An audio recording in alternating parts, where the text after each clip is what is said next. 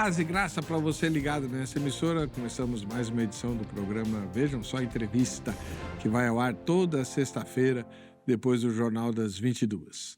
Hoje nós vamos abordar uma questão muito prática e muito importante, que são os ensinos de Jesus. Se nós somos seguidores do Cordeiro, se somos cristãos, nós somos obrigados a conhecer os ensinamentos de Jesus. Muita gente talvez pense que ter fé em Cristo é apenas acreditar que Ele é o Filho de Deus e morreu por nós e isso me leva para o céu. Não é bem assim. Crer em Jesus significa tê-lo como Senhor da sua vida. Isso implica em mudanças na direção que Ele estabeleceu nos seus ensinamentos. Ninguém pode continuar vivendo como sempre viveu e se pretender seguidor do Senhor Jesus. Pois é. Agora, quanto tempo leva para a gente aprender o que Jesus ensinou?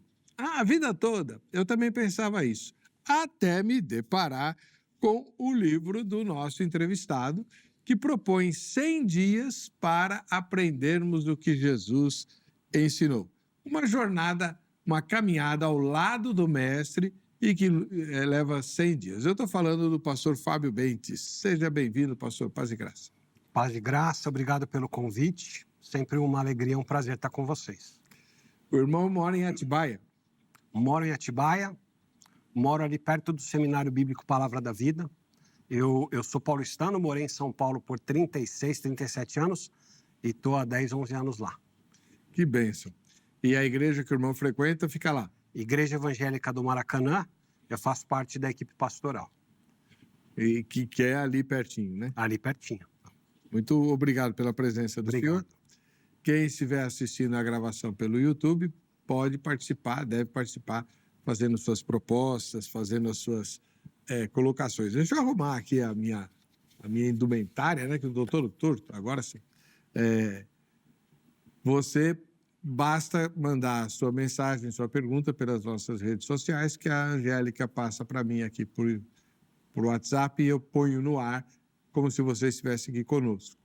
Essa exibição da gravação ocorre apenas durante a gravação. O vídeo vai ficar disponível no YouTube apenas depois da veiculação em rede aberta. Tá bom? Vamos lá para a nossa enquete. Pela sua experiência como cristão, todos os ensinamentos de Jesus no Sermão do Monte, a gente vai falar dos ensinamentos de Jesus em geral. Mas essa pergunta especificamente é sobre os que estão no Sermão do Monte, né? São factíveis ou alguns são apenas ideias a serem buscadas ou ideais a serem buscados na vida cristã? Então, são factíveis ou ideais? Você responde aí, no fim dessa edição a gente vai ver o resultado parcial. O livro que eu mencionei é esse aqui, 100 Dias com Jesus. Tá aí, ó. Uma jornada espiritual com o Filho de Deus, do pastor Fábio Bentes, que trata, obviamente, dos ensinamentos de Jesus aprendidos nesse prazo. Então, a primeira pergunta, né, inescapável, por que 100 dias, pastor? Pastor Heber, eu comecei preparando os estudos do Sermão do Monte para a igreja que eu pastoreava na época, que era a Igreja Batista Mundo Novo, em São Paulo.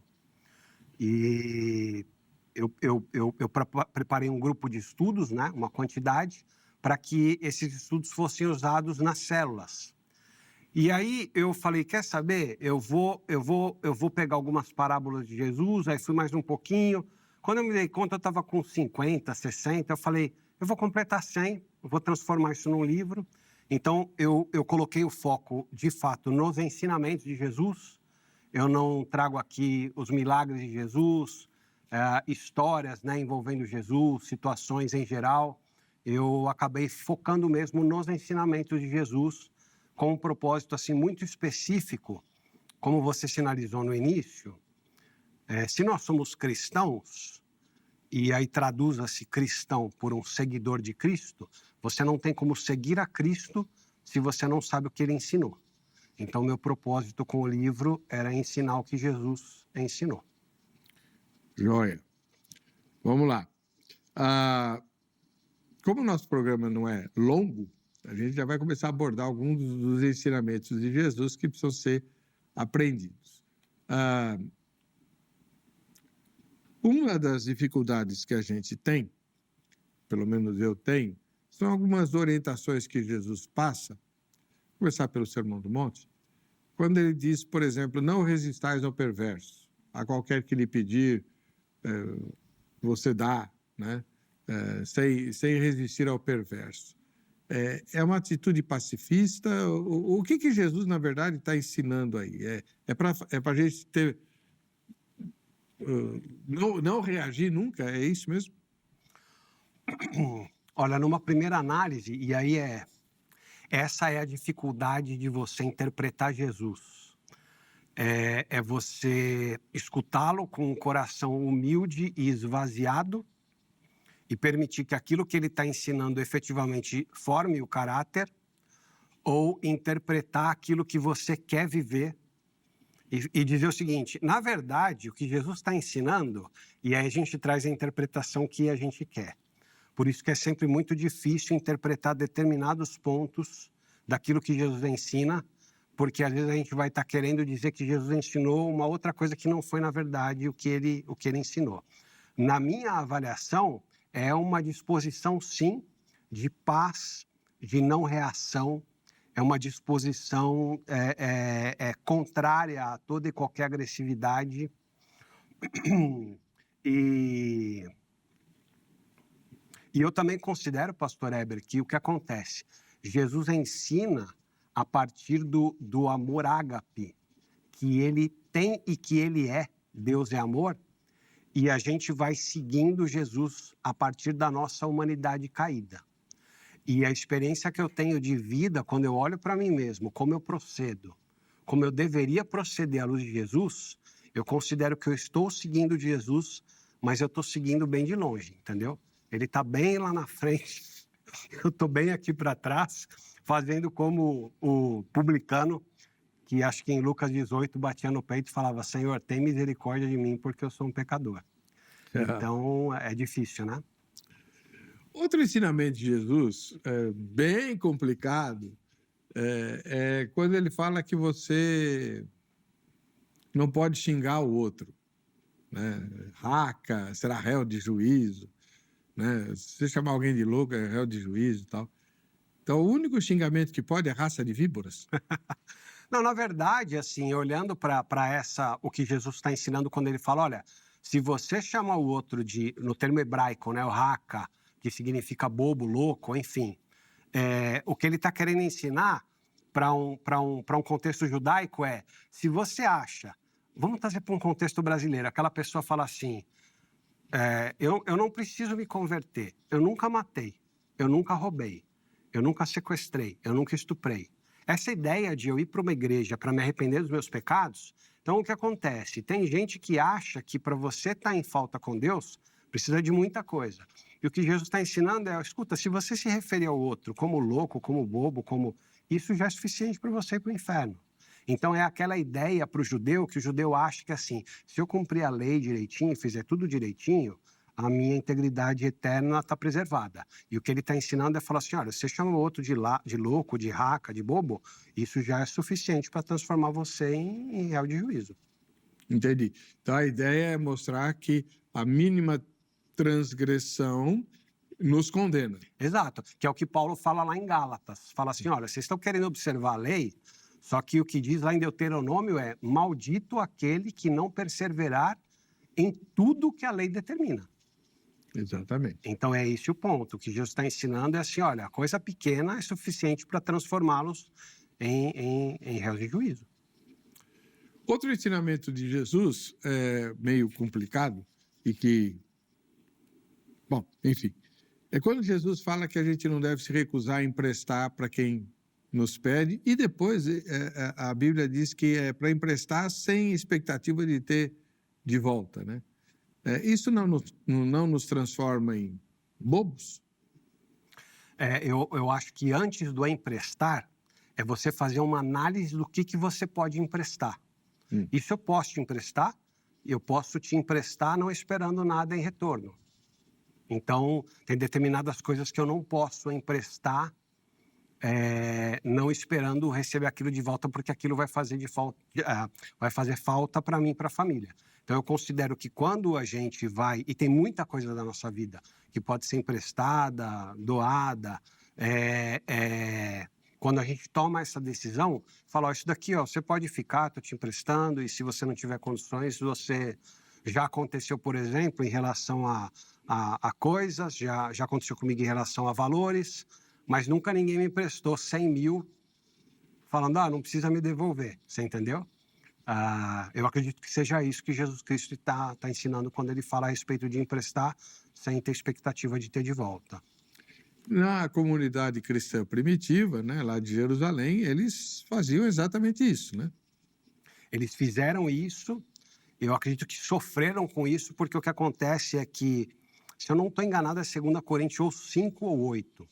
Em 2 Coríntios 5 ou 8, Paulo faz uma coleta entre os coríntios para levar para Jerusalém, porque o que acontece? Em Atos 2, 3, 4, eles estão doando tudo que tem uns para os outros, e em determinado momento eles se tornam alvo da ajuda de outros, de terceiros, entendeu?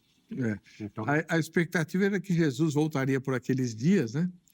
E isso não aconteceu. Exatamente.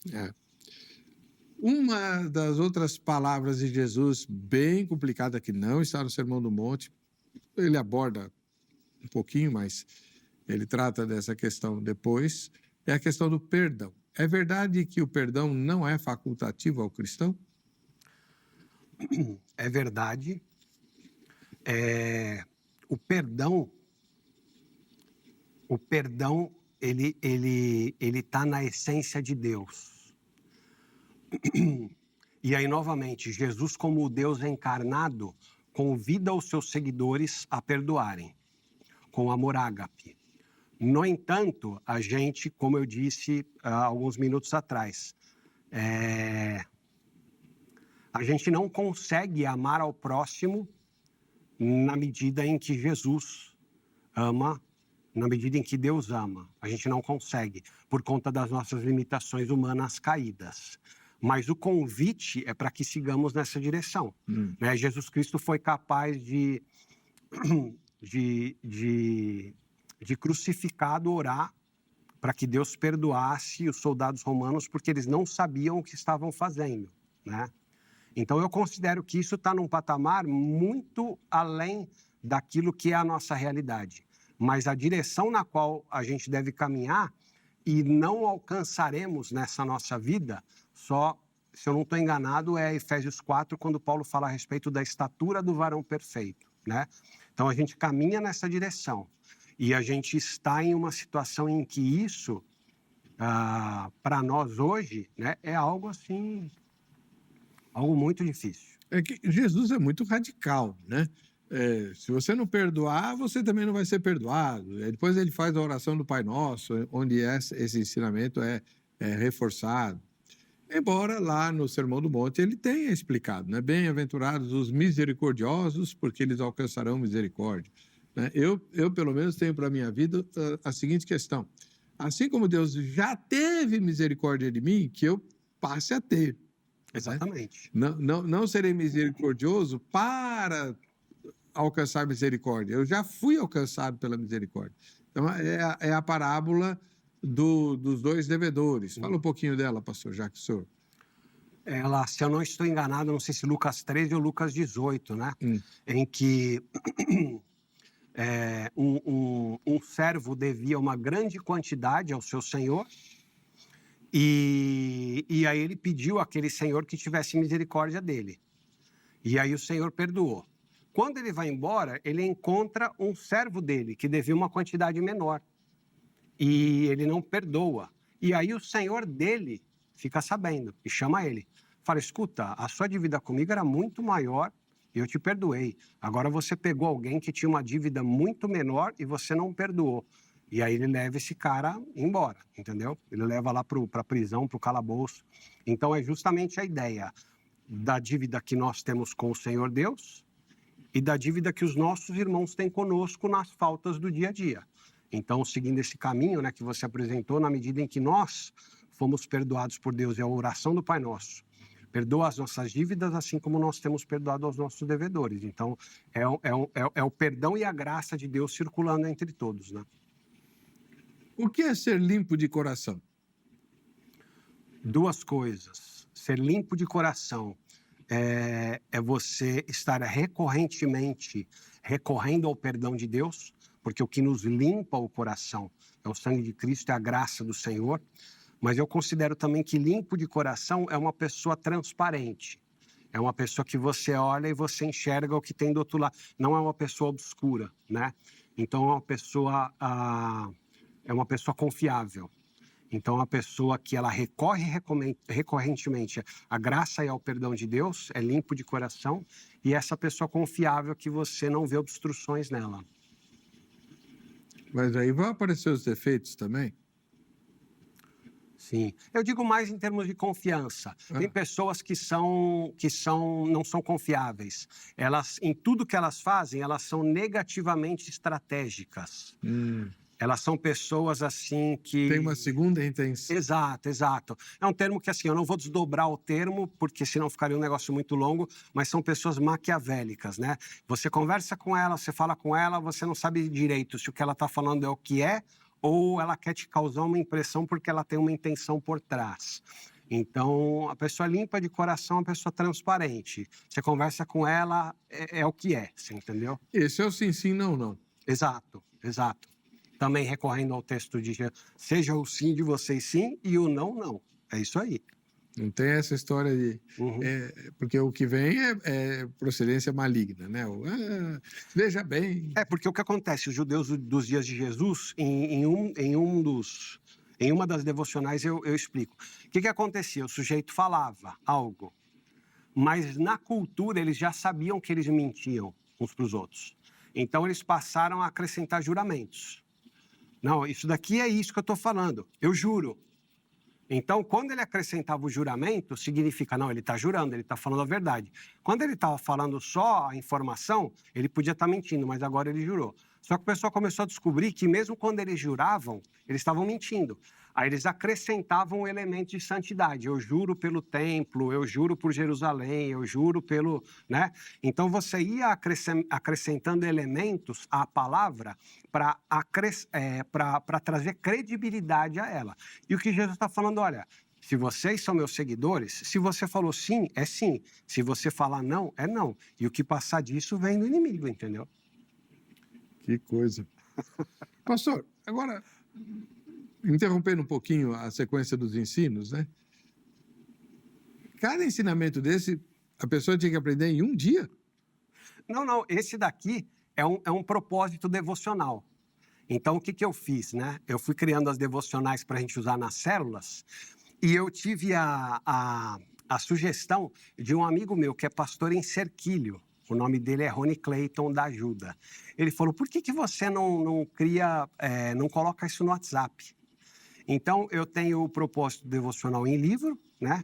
Então, a pessoa começa uma jornada e eu mando também, eu tenho uma edição legal que eu faço com trilha sonora, com vinheta de abertura, em que eu mando diariamente as devocionais.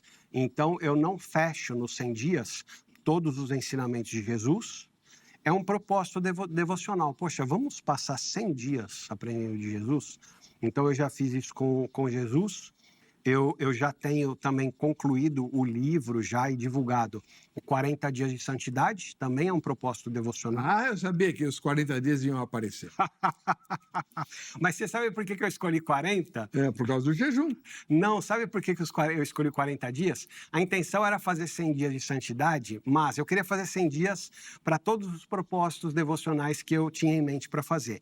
Só que 100 dias com Jesus tem muitas temáticas diferentes.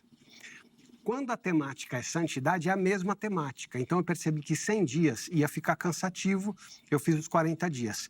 E para o segundo semestre, eu estou no meio da produção A Bíblia em 100 dias. Vai ser muito legal, que vai desde a criação até o Apocalipse.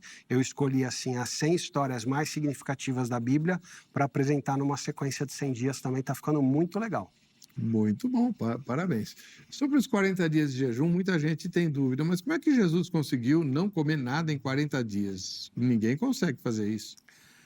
Jesus, ele sendo a segunda pessoa da Trindade, ele tem uma porção do Espírito Santo ali, da plenitude do Espírito Santo, que Jesus realizava coisas que nós não realizamos.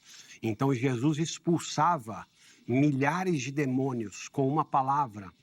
Se você for ver em uma sessão de se expulsar demônio hoje de um líder cristão, ela é mais cansativa, ela é mais demorada, ela exige mais mentalmente, espiritualmente. Jesus multiplicava os pães, Jesus caminhava sobre as águas. Então, Jesus foi capaz de fazer determinadas coisas justamente por ser Deus encarnado. Então, eu acredito que seria um erro se a gente tentasse fazer determinadas coisas que Jesus fez. A gente deve seguir o que Jesus ensinou, com essa perspectiva de que ainda temos uma humanidade caída, mas fazer coisas que Jesus fez, a gente não, muitas delas que estão relatadas nos evangelhos, nós não conseguiríamos. Eu tenho um colega de ministério que fazia ou tentava fazer o jejum de 40 dias, né? E ele ia para o hospital. Uhum. Eu acredito. Eu li algo uma vez que 40 dias é o limite para que o corpo entre em colapso, né? Então, Jesus Cristo concluiu o jejum, apesar de que o jejum que Jesus realizou, ele não ensina isso, né? É uma história que é contada a respeito de algo que ele fez na sua vida. Ele não manda ninguém fazer igual. Não manda ninguém fazer igual. Ele só diz, quando você for jejuar, e aí você vai fazer o seu. Mas, pastor, qual que é o propósito do jejum? Ficar sem comer ajuda o espírito? Olha, a gente tem... nas vezes em que eu jejuei, quando bate a fome, é você lembrar, né? Nem só de pão viverá o homem. Então, o jejum é um propósito de consagração. Na medida em que a gente lembra que está com fome, eu estou num propósito de oração, eu estou num propósito de consagração. Então, elevar aquela questão ao Senhor, se é um arrependimento, se é um pedido. Então, o propósito do jejum é você se lembrar, na medida em que você vai, no decorrer do dia, o corpo pedindo, você vai lembrando com mais frequência daquela causa que está colocada diante do Senhor. Entendi. Muito bom. Quanto tempo ainda tem nesse bloco, Angélica, por favor? Tá.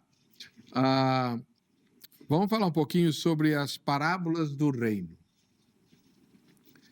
Várias vezes Jesus diz, o reino dos céus é semelhante, e ele conta várias histórias, né? Por exemplo, ele fala sobre a história do semeador.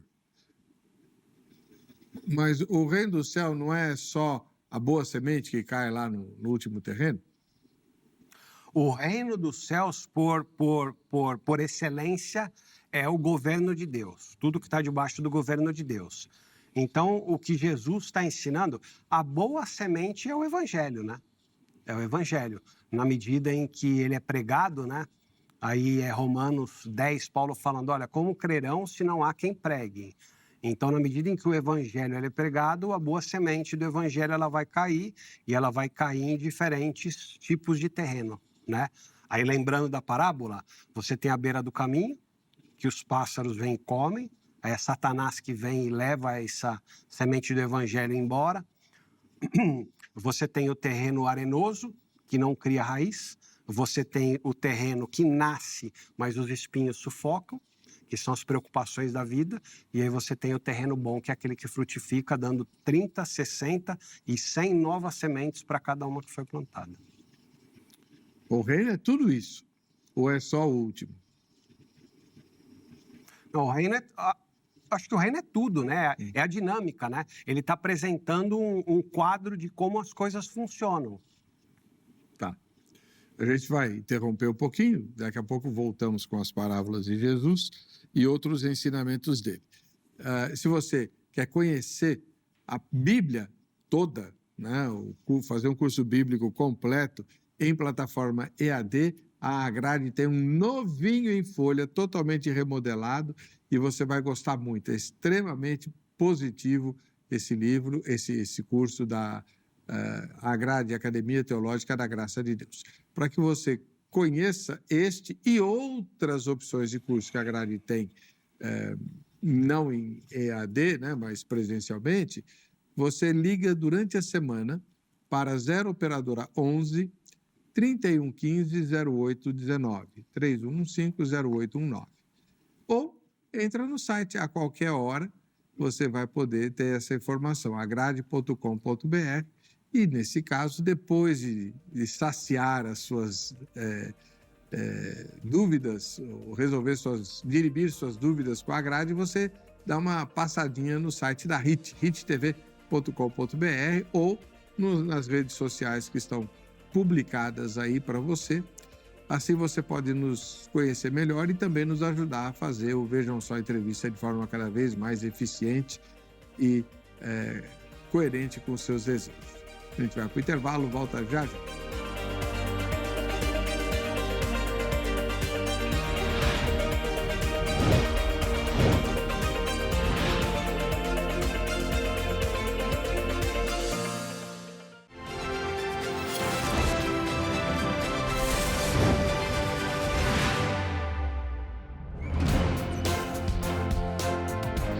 Muito bem, voltando com o programa Vejam Só, você sabe que a gente sorteia brindes aqui, né? Normalmente é a caneca que todo mundo quer e tal, e eu levei mais de 20 anos para conseguir a minha, acredite se quiser. Você não, é só tirar a sua fotografia, mandar para nós e torcer para ser sorteado ou sorteada, que você vai ganhar a sua caneca. Agora, e você manda a foto aí para esse endereço que está aparecendo para você. Facebook, Programa Vejam Só, ou Instagram, @Programa Vejam Só. Caso você queira adquirir sua caneca ou qualquer outro brinde ou produto de origem evangélica, você vai ao Shopping do Povo, shopping de quem sabe comprar. É só vir até a sede da Igreja Internacional da Graça de Deus em São Paulo e atravessar a rua. Avenida São João, 816, bem no centro de São Paulo, muito, muito, muito, muito perto da estação República do metrô. Fica a 100 metros, 100 e poucos metros da estação República do metrô, da saída da estação, né? Então é bem facinho para você estar ali no Shopping do Povo. Vamos ver as fotos de hoje, né? Em Ribeirão Pires, São Paulo, a Bisais está assistindo ao programa, mandou a foto para nós. A Bisais. Onde será que teu pai ou tua mãe acharam esse nome, hein, irmão? Será que está na Bíblia? Não lembro, não. Abisais. Valeu. Em Goiânia, em Goiás, a Julieta. Faz tempo que eu não leio esse nome, Julieta, né? Olha a Julieta aí. Não vou perguntar onde é que está o Romeu, porque todo mundo te pergunta isso, né, Julieta? Deus te abençoe bastante, viu?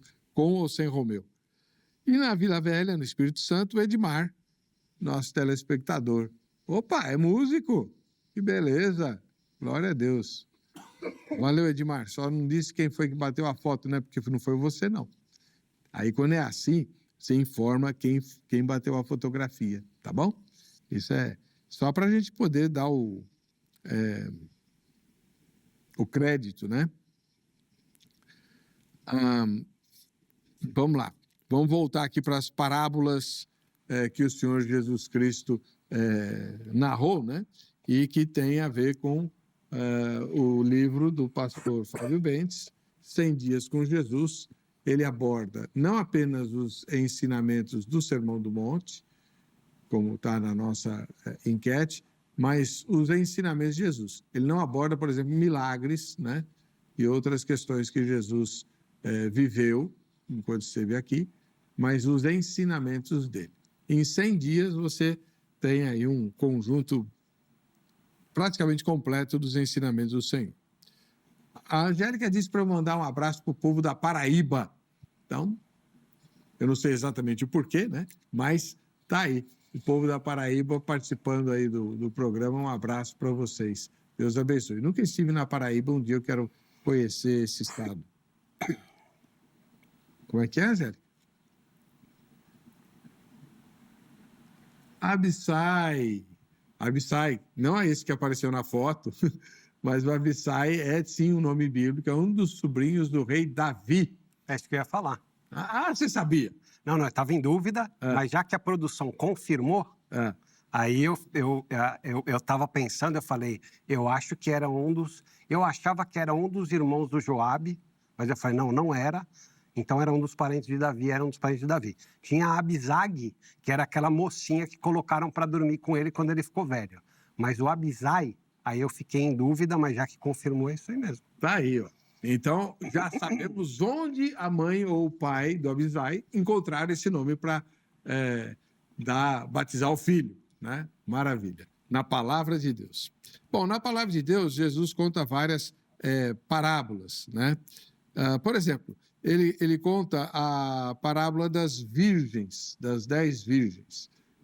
O que Jesus está ensinando nessa parábola? É o sentimento de urgência? O que é? A urgência e também deixa eu ver que termo eu vou usar para isso.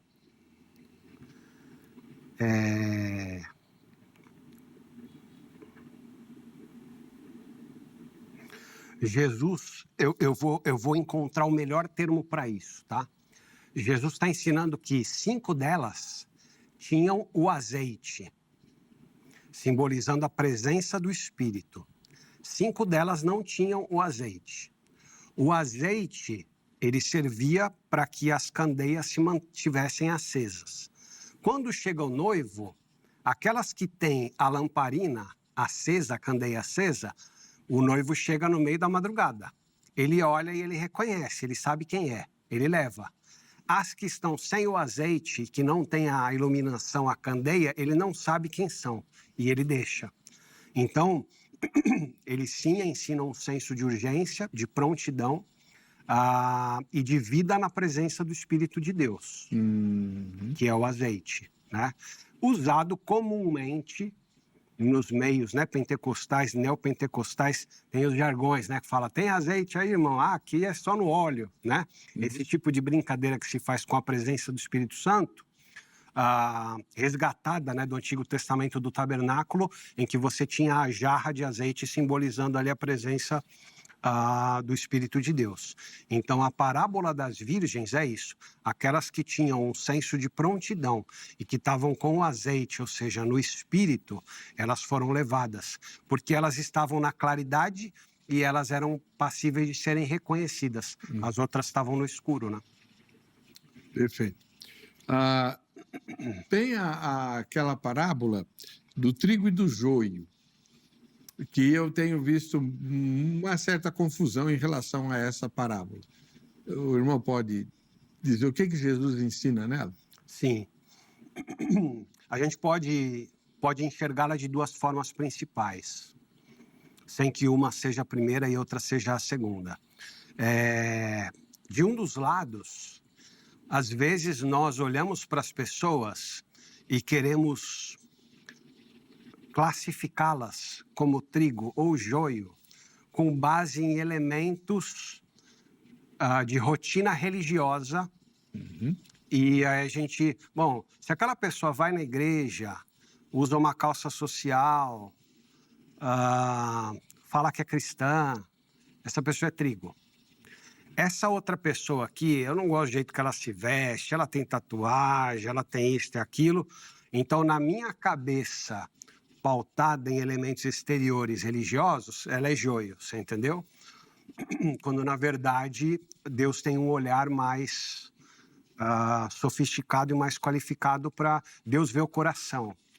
Que, inclusive, eu tenho um livro a respeito disso, que ele inicialmente, o título foi dado Trigo e o Joio, e aí depois eu mudei para Deus ver o coração. Depois eu posso falar um pouco sobre ele.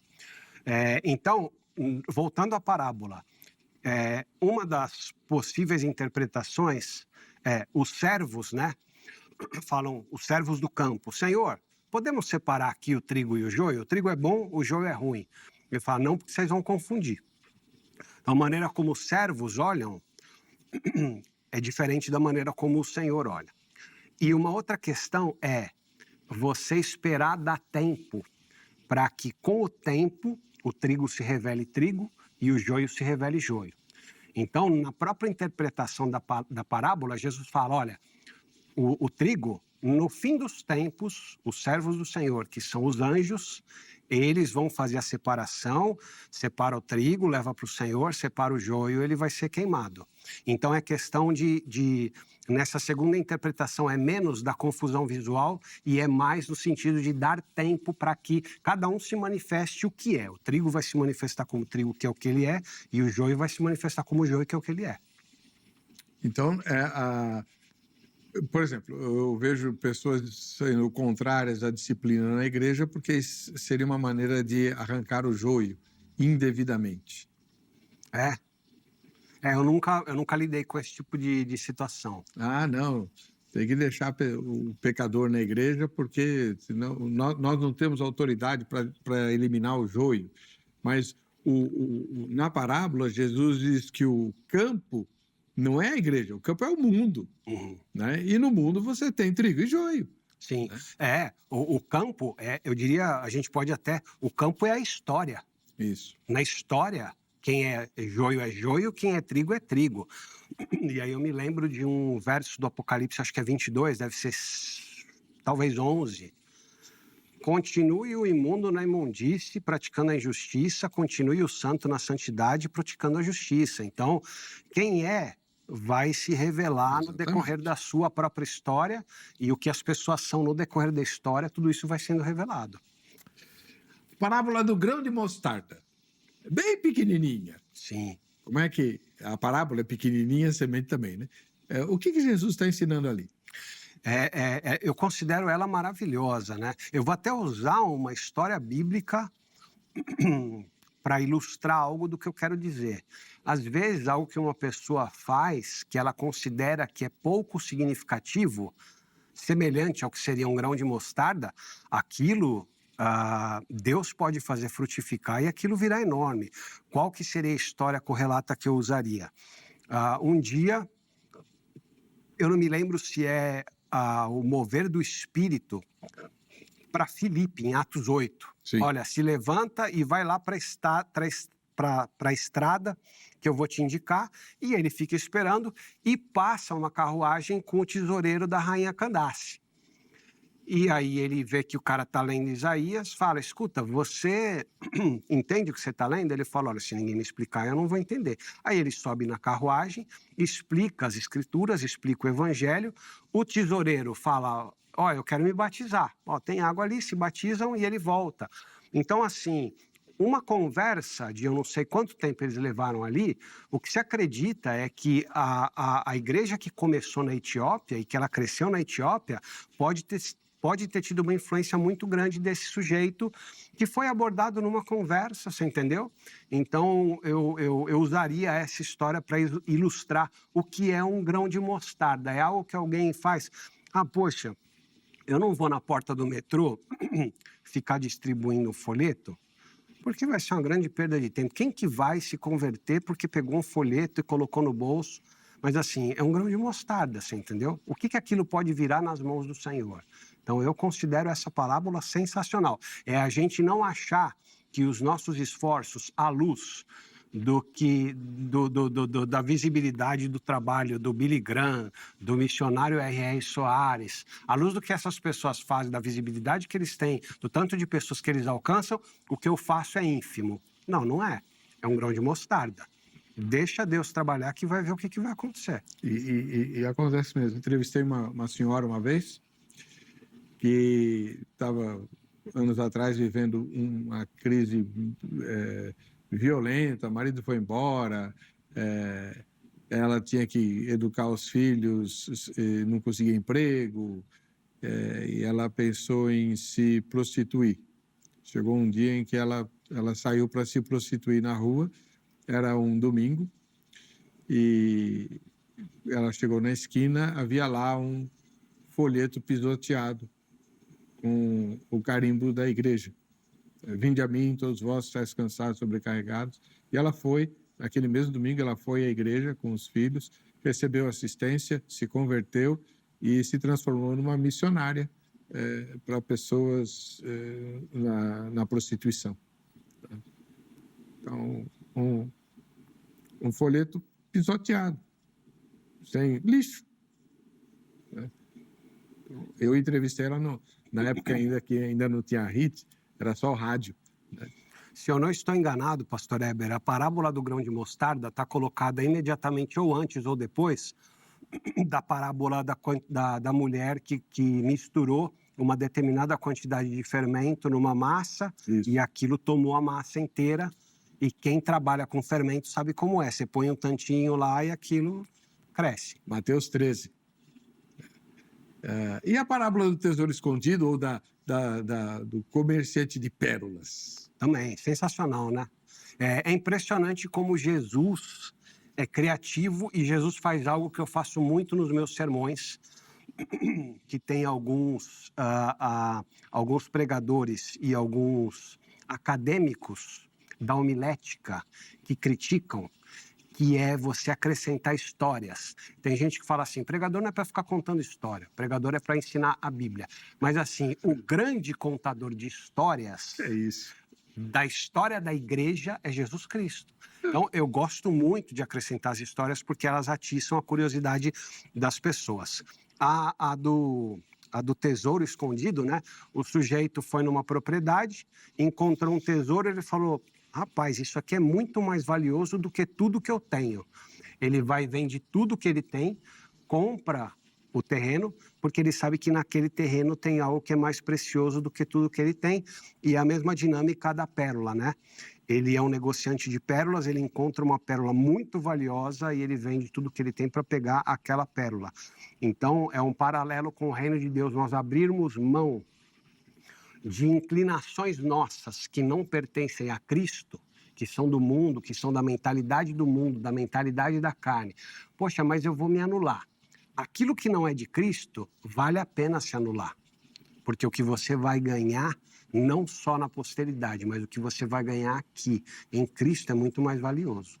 É o Lucas 9:23, renuncie-se a si mesmo. Então... Você abre mão daquilo que você tem, não para ficar no prejuízo, mas justamente pelo contrário, para você ter acesso ao tesouro que é a salvação. Né? E a parábola do rico e do Lázaro? É verdade que não é parábola? Então, esse trecho da Bíblia, ele gera alguma controvérsia teológica, porque vai ter gente que vai querer fazer teologia com base nela. E como você é de origem teológica, você sabe o quão arriscado é você fazer teologia com base em um versículo ou um trecho, e vai ter gente que vai tratar como parábola. Foi uma história que Jesus contou para ilustrar uma ideia. Eu, particularmente, tenho algumas dificuldades com a ideia de que quem está no gozo do Senhor, não na eternidade consumada, mas hoje, né, num período lá aguardando, enfim... está vendo quem está sofrendo, e quem está sofrendo está vendo quem está no gozo do Senhor. Então, essa ideia, ela para mim, causa alguma estranheza. Agora, o que eu considero é que o que há de... E eu, particularmente, não só nesse livro, mas em quase todos que eu escrevo, eu procuro focar na essência e deixar de lado, assim, o que é polêmico, né? Então, o ensinamento é a respeito do consolo de Deus para pessoas que sofrem e que se sujeitam e se submetem ao Senhor, muitas vezes sem a gente ver, né? Às vezes você está vendo um morador de rua que ele não está indo na igreja, mas ele está lá pensando, Senhor, quando é que esse meu sofrimento vai acabar? Quando é que essa minha vida vai acabar? E ele tem uma dinâmica interna que está diante do Senhor. E do outro lado, o rico, né? Que ele não se importava com aquele miserável que era o Lázaro. E é curioso que Jesus dá nome para o Lázaro, mas ele não fala o nome do rico, é só um rico, entendeu? Então é o quanto nós...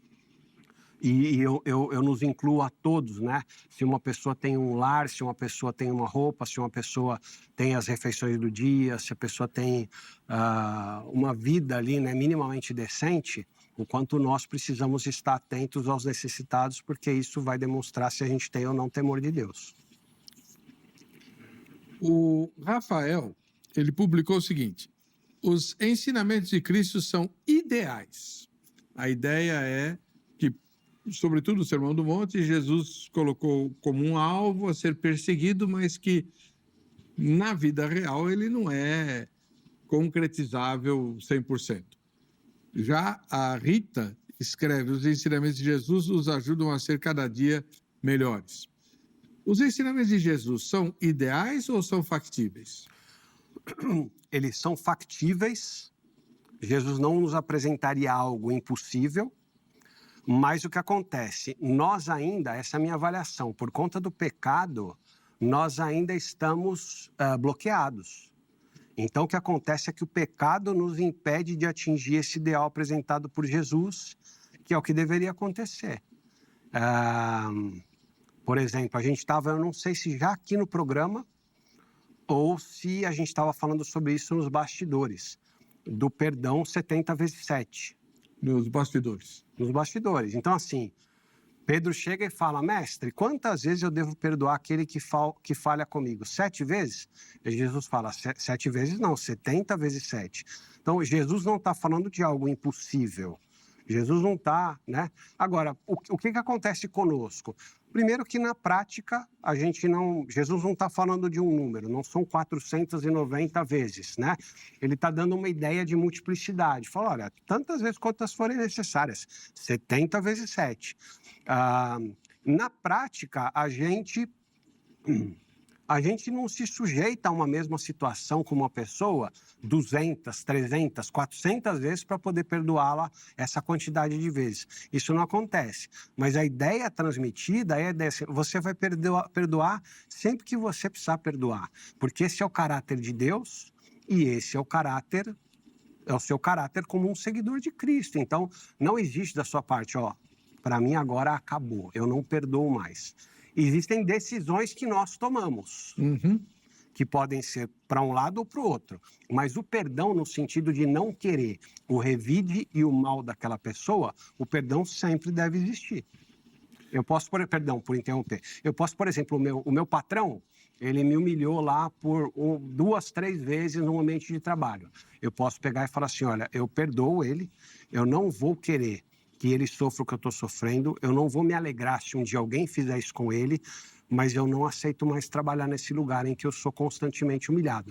Então, o perdão, ele não pode ser confundido com as decisões que a gente toma em relação a uma determinada situação. Isso no casamento é complicado, né? É difícil. Porque você perdoa o cônjuge, não em termos de traição, mas, por exemplo, em questões ofensa. Tem gente que não mede o que fala. Uma vez que você falou, está falado, né? Está falado. Isso é... Está falado. 3 coisas que não voltam atrás. Eu fui outro dia procurar isso na Bíblia, eu não encontrei, mas podia estar. 3 coisas que não voltam atrás: a água de um rio, a flecha lançada e a palavra proferida. E eu procurei na Bíblia, não encontrava. Depois eu descobri que é um provérbio chinês, mas podia estar na Bíblia. O que você falou, está falado. O máximo que a pessoa pode fazer é perdoar. Mas se você falou, está falado. Não tem como voltar atrás. É difícil. É por isso que nós, como cristãos, a gente precisa ser moderado, porque o que a gente fala vai causar um impacto, e se for negativo, você vai desgastando, né?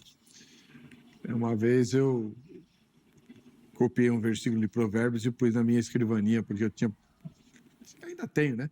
Problemas muito severos com a língua, né?